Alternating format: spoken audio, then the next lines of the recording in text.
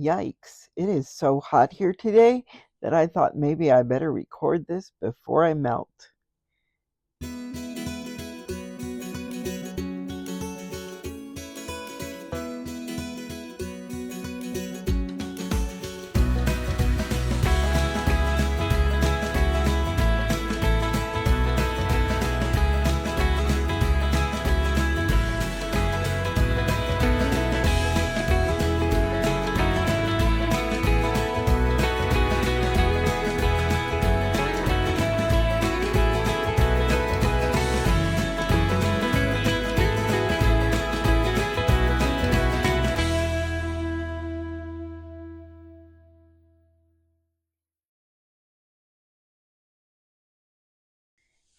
Hi there, and welcome back to WheelTrish Knits My Life in Yarn.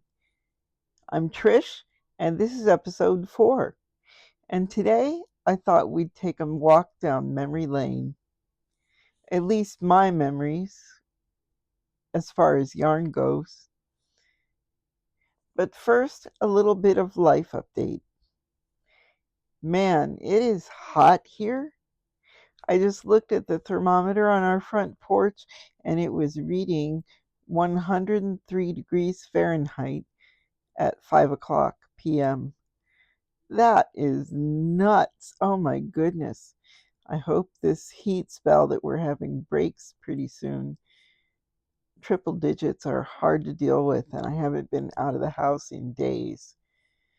Man, I hope y'all are doing okay and not having as severe heat as we are here in Maryland. My goodness. Also, I have a question for you ladies out there that do this YouTube thing. Do you have trouble deciding where to put your microphone? I have struggled with if I put it on my collar, it is too high, and so I get lots of pops and weird sounds. And if I clip it to somewhere in the middle of my dress, I tend to bump it. So for now, I'm hooking it to my bra. Is that what you guys have to do, or is it just me? It feels a little strange, but oh, whatever. Hopefully, I'll remember it's in there when I'm done recording. Last time, I kind of forgot and it stayed there for a while. Oh well. Anyway, the things we do for YouTube, what can I say? So let's talk a little bit about some of my historical projects and the things that led up to today. I mentioned a couple of weeks ago, I think, that a friend contacted me after my first episode to let me know that she still had a baby blanket that I had knitted for her, or I'm sorry, no, I crocheted it for her 40 years ago. I remember it vividly, and she mentioned that she had saved it and taken good care of it. And so she sent me this adorable photo of her grandson using the blanket that I had made her for her first baby. It's such a honor to know that someone kept and cherished an item that I made, and I'm just so thrilled and flattered. But man, 40 years is a long time to think about, and I can't believe I'm old enough to have made something that long ago. And I've been trying to deny the fact that I'm that old, but what the heck? And I'm just going to have to accept that little fact and move on. My goodness. So let's talk about some other projects that I made. That one, I think, was one of my better things that I ever did, but there were a few more. In 2013, I made this lovely color affection shawl for a colleague of mine, and I absolutely love it. It's was done in her, at the time, what she said was her favorite color combination. Um, and I was so glad to be able to make it for her. It actually took me about 7 months to complete this shawl, working on it fairly exclusively. Um, and I also gave her the lovely button that is pinning the shawl in place. It was from a company called Jewel Designs, JUL, that still exists. They don't have buttons like this anymore, but I can tell you it's because I pretty much bought them all. It's a pedestal button, which means it has a um, like a screw on it, so you can use it as a shawl pin, or you can use it as a temporary sweater closure. Um, but the really amazing and wonderful thing about this particular button is that it was made from cinnamon bark, and it actually smells wonderful. So when I got this button, I had to have more, and I absolutely um, cleaned her out of her existing stock at the time. And so I have a couple that I've given as gifts, but most of them I've saved for myself. But as you'll see, I don't really have many projects that are finished that I use, um, that could be used with one of these buttons. But it's an aspirational goal. What can I say? Um, then next we have another baby blanket that I finished in 2024. This was also for a colleague who was expecting a first baby. And it took me longer to knit this blanket than it did for her to make the whole baby.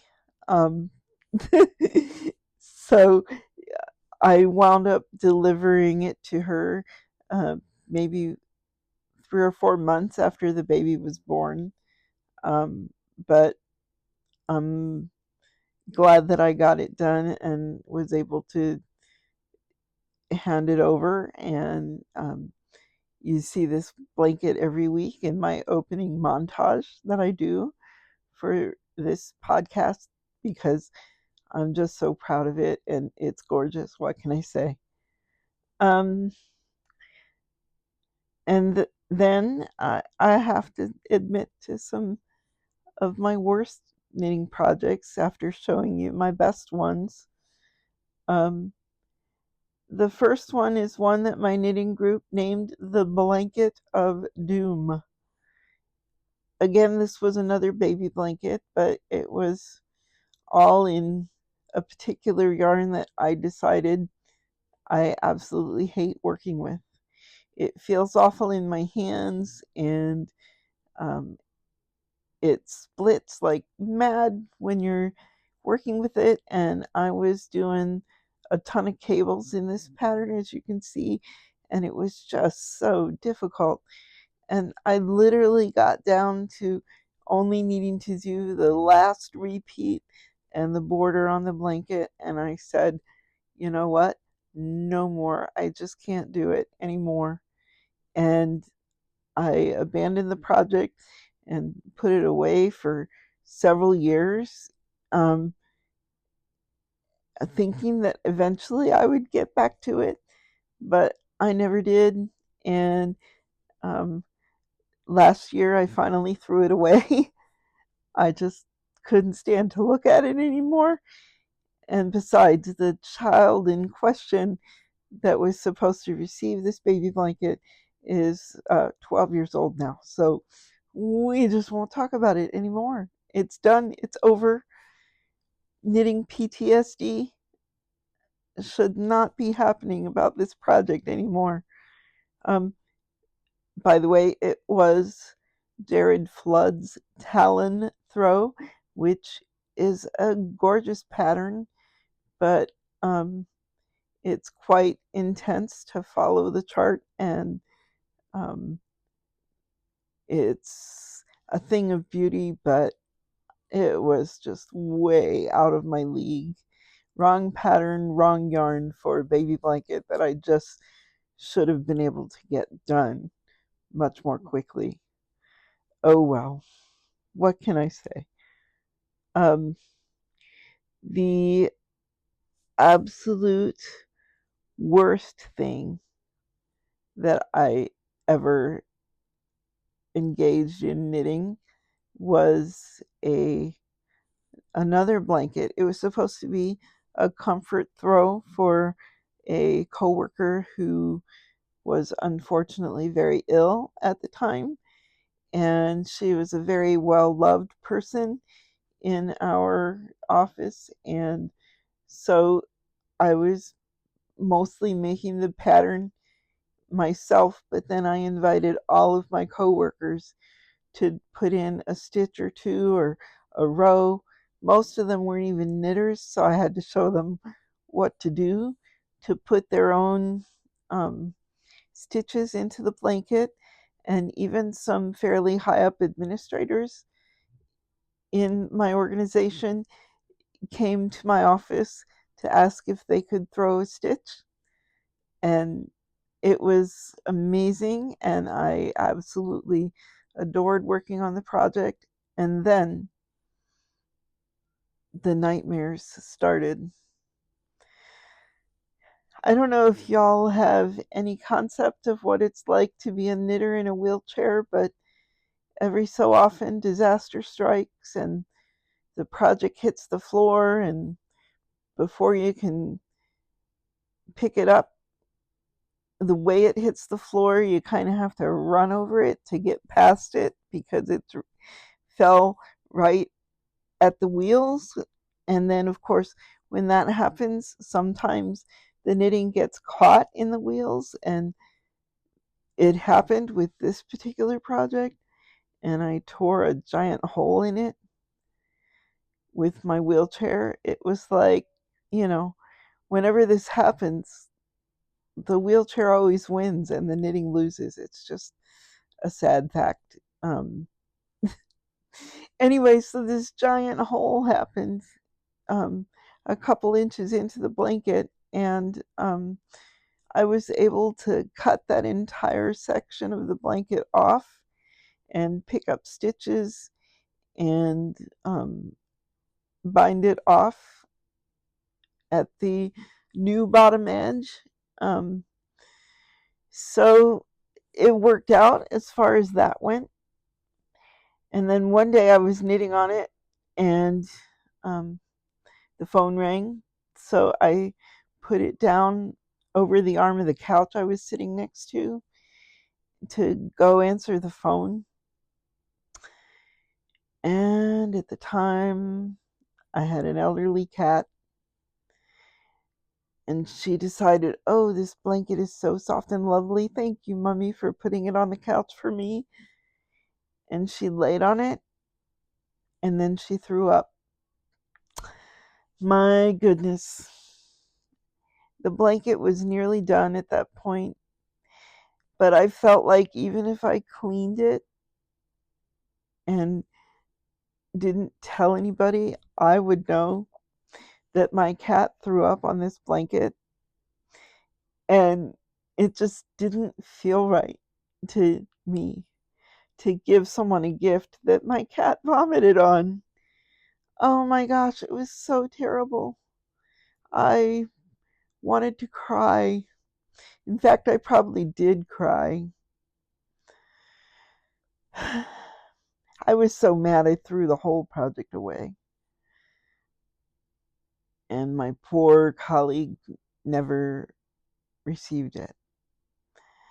The good news is, however, that my colleague made a full recovery, and she's still among us to this day, and I am so forever grateful that that came out that way. But Man, I sure am sorry to this day about what happened to that blanket. It was terrible. I don't know what else to say.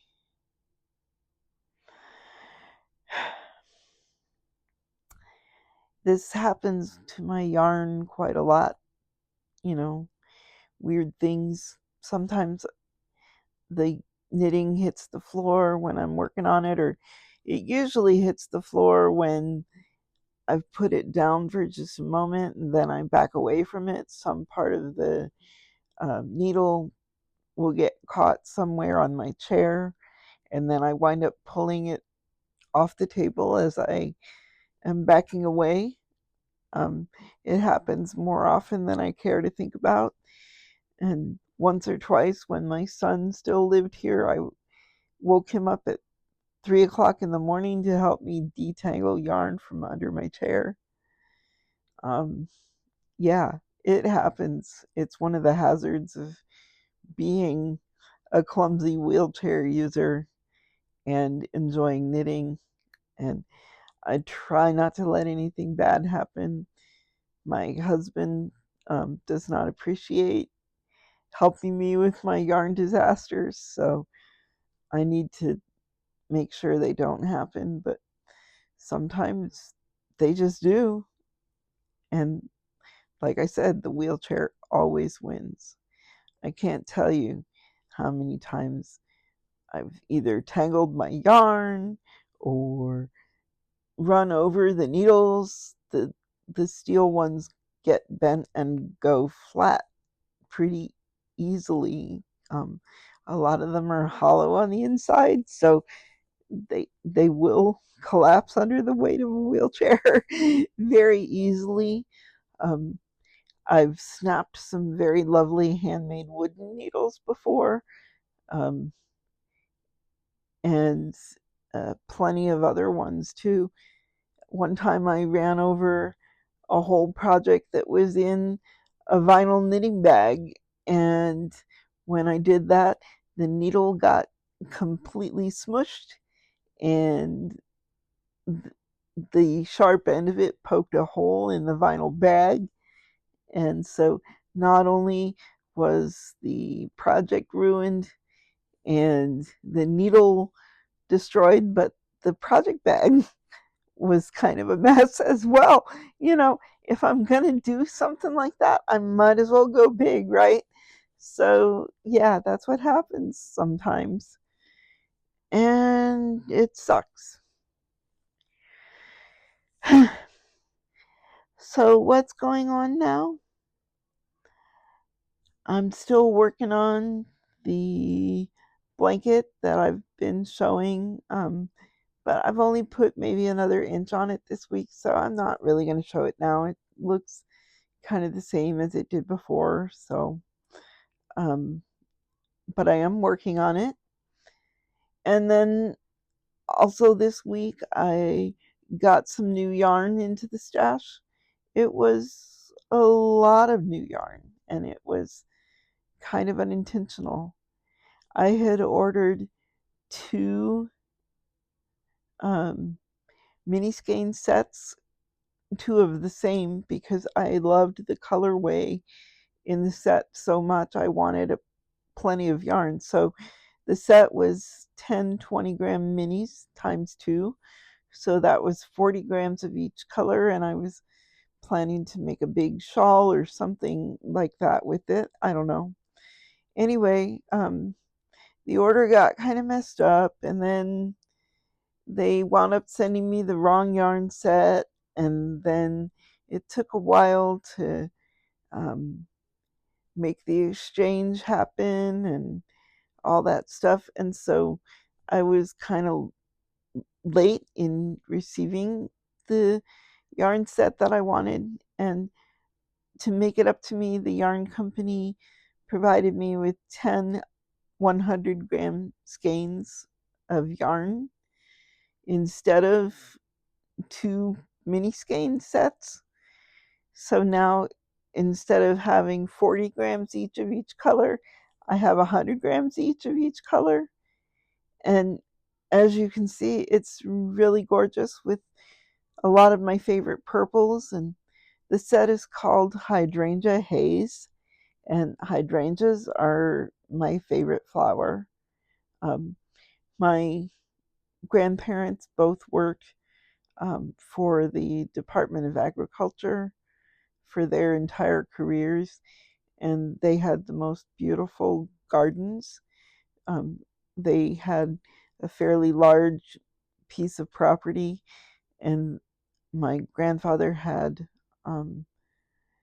vegetable gardens in the back and beautiful flower gardens all around the house. And hydrangeas were a prominent feature, especially in the front of their house.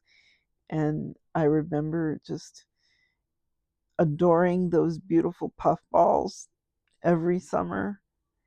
And my own house I've been living in for, I don't know, more than 30 years, maybe 35 years by now.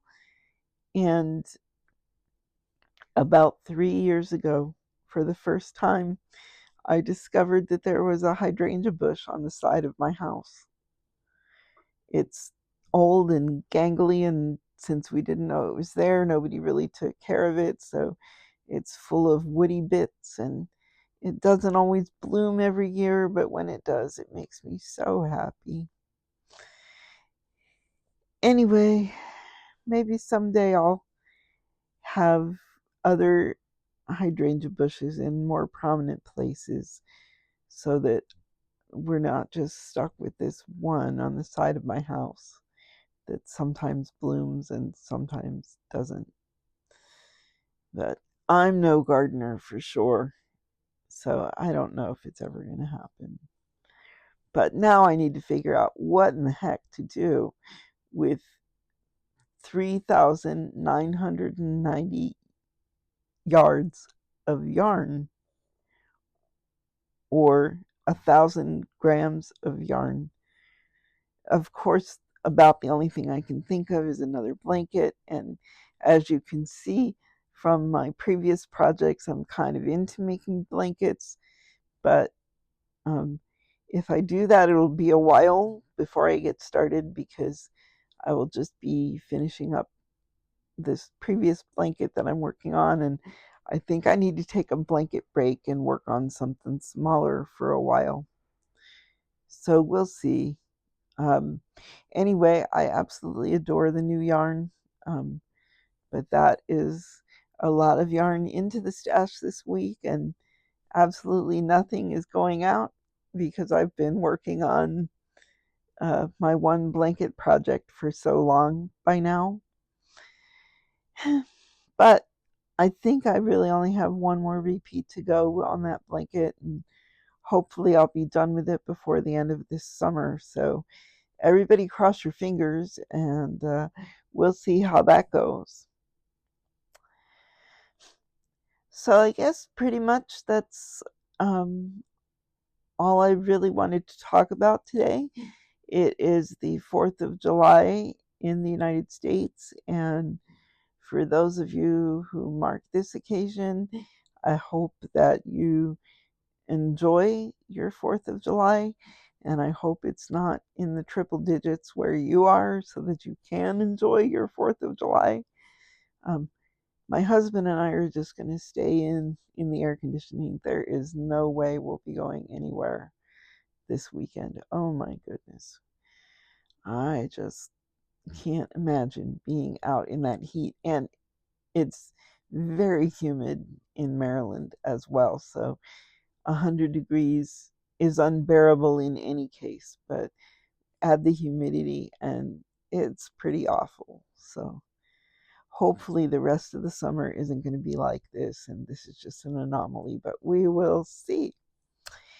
Anyway, I hope y'all have a good week, and that lots of good yarny things happen.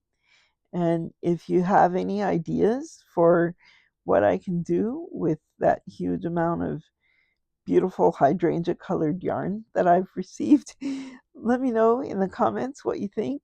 And I certainly would love to see some ideas, because I am just not sure what to do now.